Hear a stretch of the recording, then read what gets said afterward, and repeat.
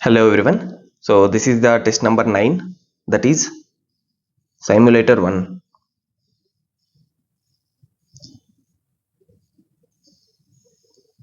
And so without any delay, let's get start the session. So question number 1. Discuss the response of croplands to rising temperature and carbon dioxide levels in relation to climate change with suitable examples. Right? So they're asking response, only response. So here the students are writing only negative response in their answers.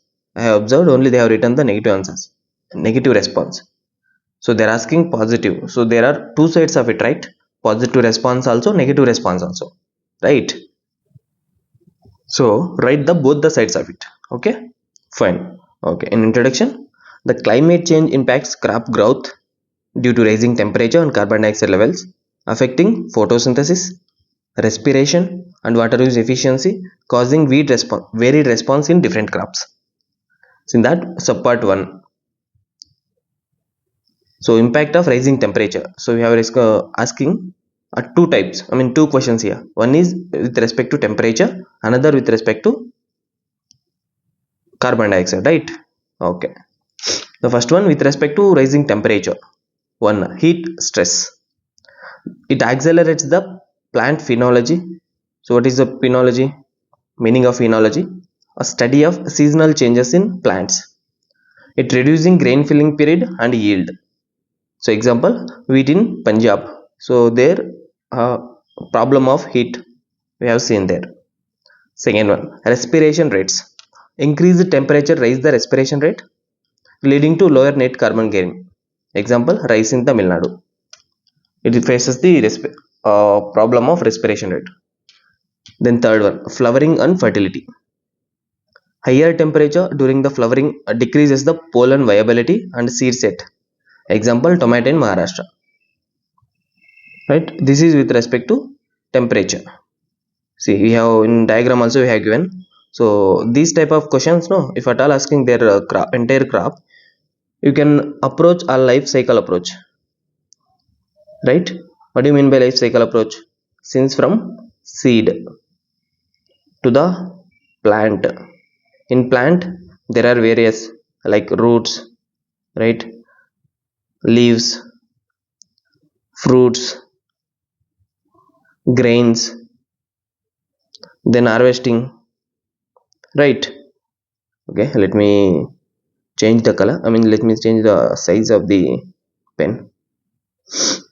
Okay, then post harvest, you take a single point from here, here, here, and here, and here. So it entirely completes your answer, right? Okay, so see here also we have given like that. Inhibition of seed germination, then reduction in plant growth, improper development, alteration in photosynthesis rate, right? Alteration in phenology, alteration in dry matter partitioning, water loss, oxidative stress. So these are the points. Okay, come to the second part of the question. Impact of elevated carbon dioxide level. First one, photosynthetic rate. Elevated carbon dioxide boosts of photosynthesis in C3 plants. Okay, it increasing the biomass. Example, soybean in Madhya Pradesh. Water use efficiency. Increased carbon dioxide reduces the stomatal conductance. Right, we are using the specific words with respect to crop. Right, stomata, like C3 plants. Then water use efficiency, etc. The nutrient quality. Higher carbon dioxide, it reduces the protein content in grains and leaves, wheat and rice globally. Okay, conclusion. The rising temperature and carbon dioxide levels, they have mixed impacts on crops. I told you, both positive also, negative also, right? Necessitating climate resilience strategies aligned with the government initiatives like the National Mission on Sustainable Agriculture. Fine. Come to value addition. Heat stress may reduce wheat yield by up to 6 to 10% according to IPCC report. Okay, fine. Okay, so you can refer the some other points here. So you can mention the varieties also, like drought tolerant trait varieties like Sabagi Dan, Shabagi or Sabagi, what you call it? Sabagi dhan. Okay. Question number 2. How can the cropping intensity and farm profitability be enhanced with the incorporation of different types of specialty corn in existing cropping system? They're asking about specialty corn, right? So here you can directly define a cropping intensity and farm profitability in your answer. Then you can start. Otherwise, we have given a data related introduction. So you can also write a definition of cropping intensity. What is the definition of cropping intensity? Intensity matlab more than, yes, that is number of crops, means how many more crops you are growing in a field, right? Okay, so what is the proper definition? The proper definition is the number of crops grown in a single field during an agricultural year. So entire year, how many crops you are growing, that is the meaning of cropping intensity. So let's say the farmer has, okay, 100 acres, means if you take 100 hectares, a farmer, a rich farmer, he has 100 hectares. So in Kharif he will grow 90 acres, I mean 90 hectares. In Rabi he will grow 40 hectares, I mean any one crop, he is sowing any one crop. In Rabi season, I mean Rabi season, okay, then Zaid, that is summer, he will cultivate 20 hectares. So total how many hectares he has cultivated? 90, 130, 150, right? 150 out of 100 hectares. He has actually 100 hectares, but he has utilized 150 hectares during the entire year based on the season. That means he utilized the total cultivated land up to 1.5 times, right? That is the meaning of cropping intensity. I hope you got it. That is, so 150% is the cropping intensity of that farmer. That is the actual meaning of the cropping intensity. Okay, fine. Then what is the meaning of profitability? So it's nothing but name itself says, no, profit. When you will get the profit, when you have, when you, so suppose you get some amount of 100 rupees of revenue and you spent around 90 rupees. So what is the difference? 10. That is your profit, right? So it is more become a math subject, right? So in terms of agriculture, you just write the cost of production minus a revenue is getting, or in terms of the revenue is getting from, I mean revenue is getting minus the cost of production. So how much remaining, no, that is the profit, right? Okay, come to introduction. A specialty corn varieties, you can mention the specialty corn varieties, right? Sweet corn, popcorn, baby corn, waxy corn. So these are the things you can also mention like this in hub and spoke model. Instead of writing simply in definition, you can write in a hub and spoke model. It offer higher market prices and improved nutritional value, enhancing both cropping intensity and profitability. So according to FAO 2021, right? So diagram, it is the data from a website called Farming First. It is an organization. It is a collaboration of organization. It is an international organization. So they predicted that. See, observe the graph here. So land cultivation up to around 9% only the land will be, means cultivated land can be increased, and 14% a cropping intensity can be increased. Okay, 77% from yield increases. That means more or less the cropping intensity and land you can't change, right? The land will be the constant factor here, but here we need to focus on yield. So that is the point they are conveying. Okay, right. So they predicted that in by 2030 global food demand is expected to rise by 35%. The vast majority of the additional food will need to come from increasing yield in the achieved, means increase in the yield achieved or reduction in the food wastage. That is the thing in our hand. So land, increasing land, that's not possible. Increasing cropping intensity, not means at some extent we can do, but behind that we can't do that. But only thing we can increase is yield, right? Right. Okay, so question number, I mean subpart 1, enhancing cropping intensity. First point, intercropping with the legumes. It improves the soil health and reduces the pest infestation. enhancing cropping intensity, example maize and pigeon pea. Then relay cropping and vegetables, it allows the multiple harvest in one season, optimizing the land use like corn and cabbage. And sequential cropping like baby corn, then wheat. Then come to second part, farm profitability. So higher market value of specialty corn like sweet corn, they fetches the better prices compared to traditional maize like sweet corn and dent corn, some other varieties. Then diversification into niche markets. For organic and specialty corn products, it boosts the revenue by tapping into premium markets like organic popcorn. So nowadays the organic cultivation is a famous thing, right? It's becoming a famous. Then reduced input cost. Through sustainable practices like integrated pest management, it enhances the profitability. Like baby corn with IPM practices. So that's how you can enhance the profitability. Then come to conclusion. Incorporating a specialty corn, it enhances the cropping intensity and profitability by optimizing land use, accessing high value markets, aligning with the government's income doubling initiatives like Ashok Dalwai Committee we have seen in last year tests. Okay, value addition. Then famous personality you can mention Normal Borlag. He advocated for the crop diversification. Even MS Swaminathan also advocated that. Right? At least collect 10 to 20 scientists or famous personality with related to agriculture. So use them in your answers. So that's what value addition. See, any scientist, any farmer, no? I mean any agriculturist, he will support the positive points, right? So you can mention any famous personality name. So that's not a issue. Okay, fine. Varieties we have seen, right? Amber popcorn, sweet sunshine corn, etc. Fine. Okay. Move on to the next question. Principles and purposes of multi-tier cropping system. So it is also called as multi-layer, right? Multi-layer cropping system. Okay.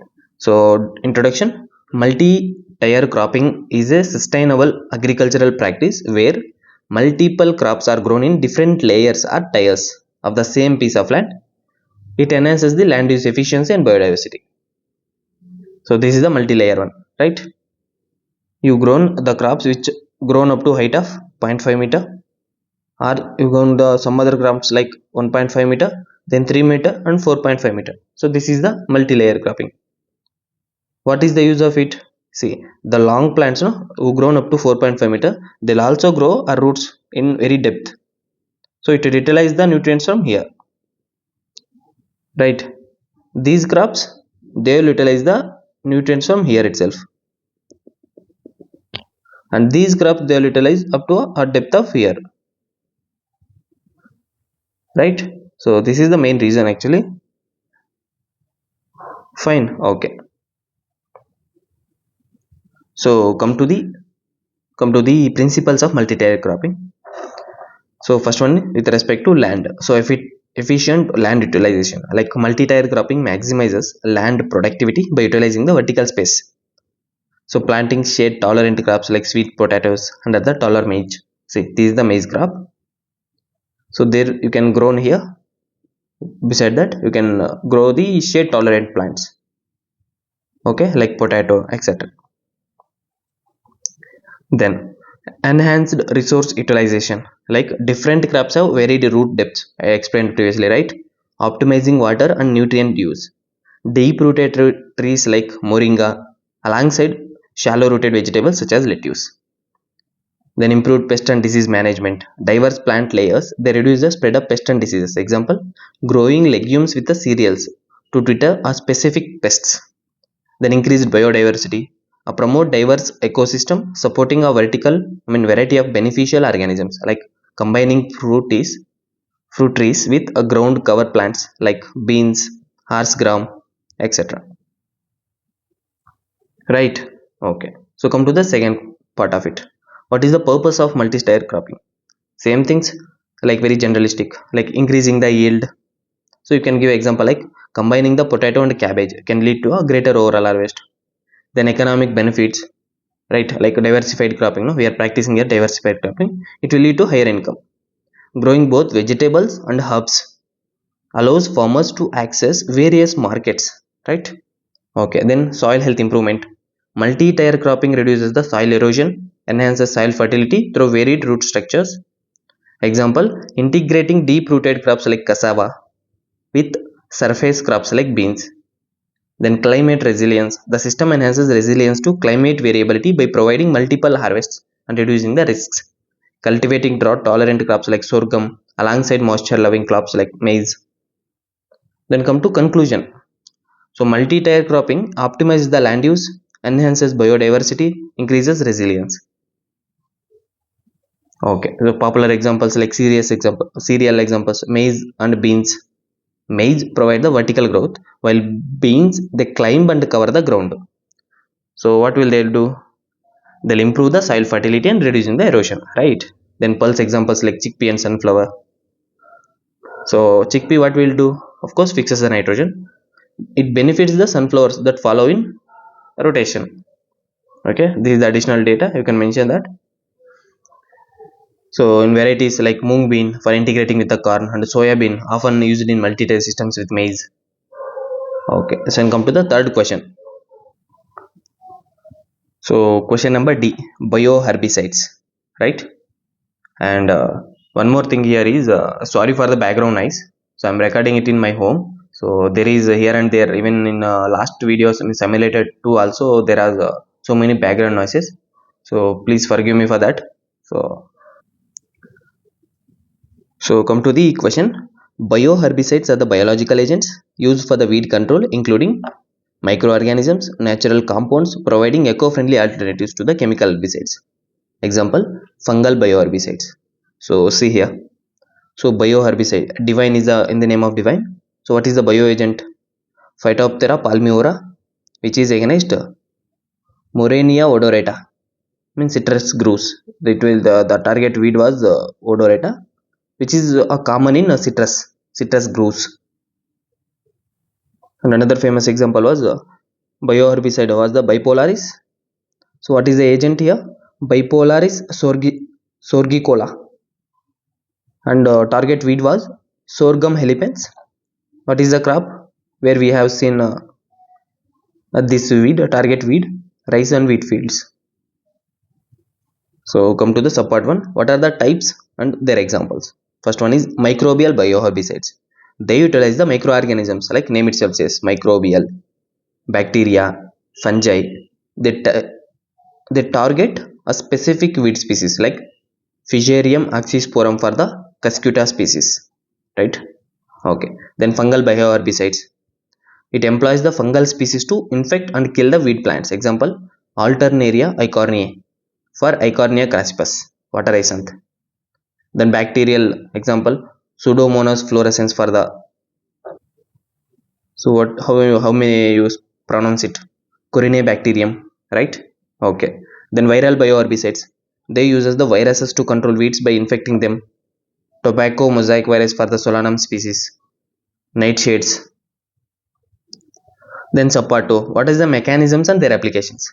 First one, definitely inhibition of germination. Like they prevent the weed seed germination through competitive exclusion. Example, Trichoderma harzianum for Cynodon dactylen. Like that is Bermuda grass, right? Then weed pathogen induction. It introduces pathogens to suppress the weed growth. Example, Sclerotinia sclerosicium for Canvololus arvensis, like field bean, bindweed. Then allelopathy effect, we know it. Then systemic infection, like bioherbicide, they cause systemic disease in weeds, leading to their death. Example, Phytophthora palmivora for Hypomia species, which is also called as morning glory. Okay, then come to conclusion. Bioherbicides, they offer sustainable weed management solutions. Government initiatives like PM Kisan, they support research and adoption in agriculture. What are the popular examples? Cereals, pulses, oil seeds, fodder crops. We have given the examples, right? You can refer this.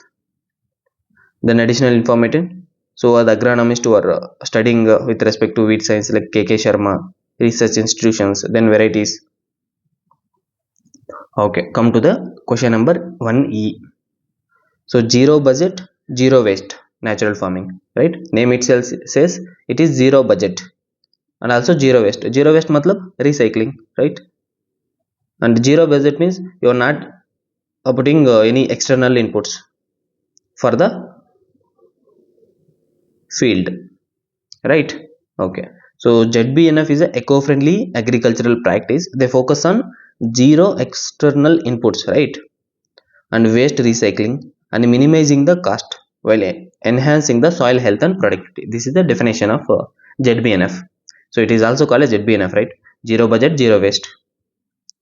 Okay, these are the components. You need to mention these, right?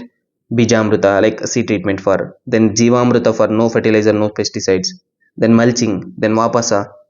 You need to mention these things. You can write it in a like a hub and spoke model. Like this, you can mention here. First one, second one, third one, fourth one. Fine. Okay. So components, same thing we have mentioned there. Jivamruta, a fermented microbial culture using cow dung and urine. It promotes the soil fertility. Then mulching retains soil moisture, enhances the organic matter. The natural pest management, it plant extracts like neem to control the pests. So they are the components. So same components here explained here, right?